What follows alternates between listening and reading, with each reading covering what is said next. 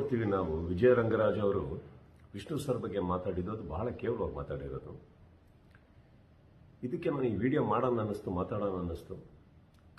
ಕಲಾವಿದನಾಗಿಯೇ ಹೌದು, ಒಬ್ಬ ವಿಷ್ಣು ಸಾರಿನ ಅಪ್ಪಟ ಅಭಿಮಾನಿಯಾಗಿಯೇ ಹೌದು. ಇಲ್ಲ, ಎಲ್ಲ ಅಭಿಮಾನಿಗಳ ಪರವಾಗಿ ಮಾತಾಡ್ತಾ ಇದ್ದೀನಿ ಅನ್ಕೊಳ್ಳೋಣ, ಪರವಾಗಿಲ್ಲ.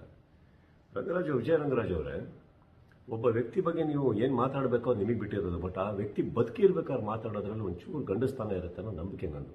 ಅವಾಗ ಅವ್ರ ಸತ್ಯ ಏನು, ಅವ್ರು ಉತ್ತರ ಕೊಟ್ಟಿರೋರು, ನಿಮ್ಮ ಸತ್ಯ ನೀವು ಮಾತಾಡ್ತಾ ಇದ್ರಿ.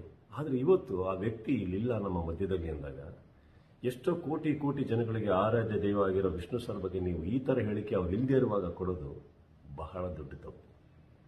ಎಲ್ಲ ಇಂಡಸ್ಟ್ರಿನೂ ನಾವು ಬಾಂಧವ್ಯದಲ್ಲಿ ನಡಿಬೇಕಾದ್ರೆ ನಿಮ್ಮಂಥ ಒಬ್ಬ ವ್ಯಕ್ತಿ ಈ ಥರ ಹೇಳಿಕೆ ಕೊಡೋದ್ರಿಂದ ಎಲ್ಲ ಚೂರು ಚೂರಾಗಿ ಆ ಕಡೆ ಬಿದ್ದೋಗ್ತಾರೆ.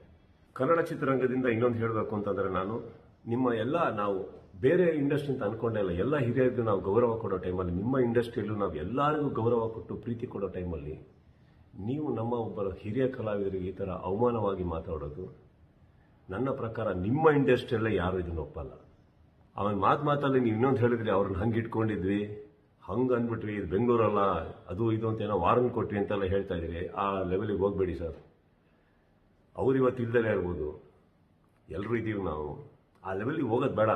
ಯಾಕಂತಂದರೆ ಇಂಡಸ್ಟ್ರಿ ಇವತ್ತು ಎಲ್ಲರೂ ಚೆನ್ನಾಗಿದ್ದೀವಿ, ನಿಮ್ಮೊಬ್ಬರಿಂದ ಮತ್ತೆ ಹಾಳಾಗೋದು ಬೇಡ. ಆ್ಯಂಡ್ ವಾರ್ನಿಂಗಿಗೆಲ್ಲ ಎಳಿಬೇಡಿ. ಇಲ್ಲಿ ಯಾರು ಕೈಗೆ ಆಗದೆ ಇರೋರಿಲ್ಲ ಸರ್. ವಿಷ್ಣು ಸರ್ ಇಲ್ದಲೇ ಇರ್ಬೋದು ಸರ್. ಕೋಟಿ ಕೋಟಿ ಕೋಟಿ ಮಕ್ಕಳನ್ನ ಬಿಟ್ಟೋಗಿದ್ದಾರೆ, ಎಲ್ಲರನ್ನೂ ಬಿಟ್ಟೋಗಿದ್ದಾರೆ. ಎಲ್ಲರೂ ಇದ್ದೀವಿ ನಾವು. ವಾರ್ನಿಂಗ್ ಬೇಡಿ. ಆ ಮಾತು ನೀವೇನು ಮಾತಾಡಿದ್ರಿ ಅದನ್ನು ವಾಪಸ್ ತಗೊಳ್ಳಿ ದಯವಿಟ್ಟು. ಒಂದು